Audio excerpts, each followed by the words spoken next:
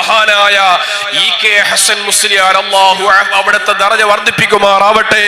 മഹാനവർകൾ കൂടുതൽ സമയം മുതാലഅ ചെയ്യാൻ വേണ്ടി സമയം ചെലവഴിച്ചു.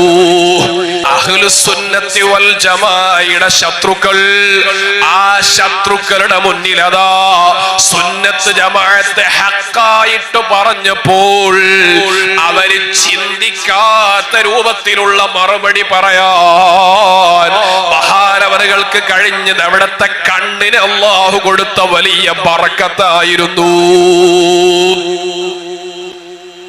ചേകന്നൂർ മൗലവിയുമായിട്ട് സംവാദം നടത്തിയപ്പോ ചേകന്നൂർ മൗലവി മരിച്ചുപോയ ആളുകളോട് സഹായം തേടുന്നതിന് വല്ല തെളിവുമുണ്ടോ എന്ന് ചോദിച്ചപ്പോൾ മഹാനവറുകൾ ഓതിക്കൊടുത്ത ആയത്ത് അതേ ഉണ്ട്. ഈസാ നബി അലൈഹിസ്സലാത്തു വസ്സലാം ഓതിയ ആയത്തോതി ഈസാ നബി പറഞ്ഞ കാര്യം ഖുർആൻ പറയുന്നുണ്ട്.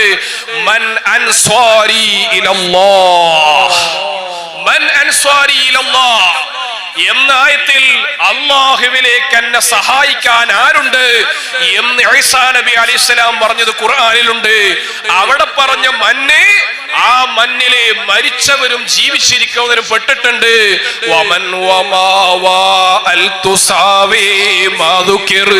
എന്ന അൽഫിയയിലെ ബൈത്ത് പാടിയിട്ട് അത് ആമാണ് എന്ന് പറഞ്ഞ് സ്ഥാപിച്ചു.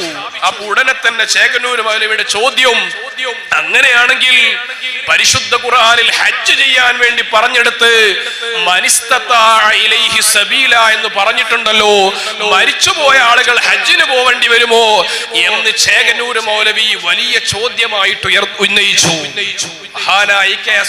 ഉടനെ തന്നെ പറഞ്ഞ മറുപടി അതേ, മരിച്ചുപോയ ആളുകൾ ഹജ്ജ് ചെയ്യണം, മരിച്ചുപോയ ആളുകൾ ഹജ്ജ് ചെയ്യണം. എങ്ങനെയാണത്? ഒരാൾ മരിച്ചു, ഹജ്ജിനുള്ള എല്ലാ വഴികളും റെഡിയായി, സമ്പത്തുണ്ടായി, എന്നിട്ട് മരിച്ചു കഴിഞ്ഞാൽ അവരുടെ അനന്തര സ്വത്ത് ഓരിവെക്കുന്നതിന്റെ മുമ്പ് ഹജ്ജിന് പോവാനുള്ള മുതലുകൾ എടുത്തു വെക്കണം, എന്നിട്ട് മാത്രമേ സമ്പത്ത് ഓരിവെക്കാൻ പറ്റുള്ളൂ. നോക്കൂ നിങ്ങൾ, എത്ര ഗാംഭീര്യത്തോടെയാണ് മഹാനായ EK ഹസൻ ഉസ്താദ് അവർകൾ ആ മറുപടി പറഞ്ഞത്. അതെന്തുകൊണ്ടാണ്? അവിടത്തെ കണ്ണിന് അല്ലാഹു തആല കൊടുത്ത വലിയ പവറാ.